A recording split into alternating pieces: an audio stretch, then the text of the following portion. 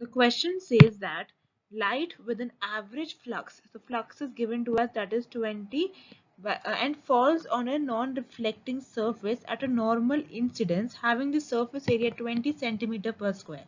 So the energy received by the surface during the time span of 1 minute is, so basically we have to find out the energy received by the surface during the time is given as 1 minute.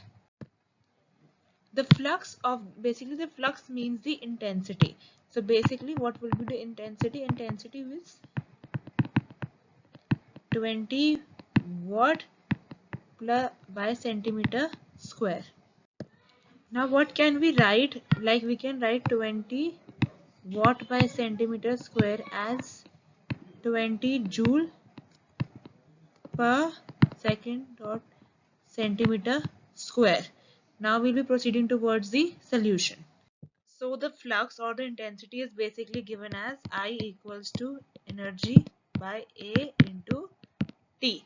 So we can find energy from this formula. So we can write energy is equal to intensity into area into time. So 20, area is also 20 and time is 1 minute. So we'll be 60 seconds as we'll convert it. So it would be into 60.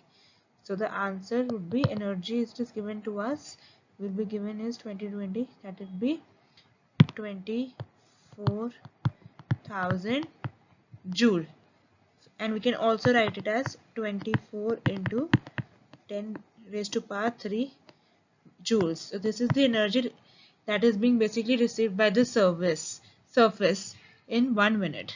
So this would be the answer, that is solution number 1.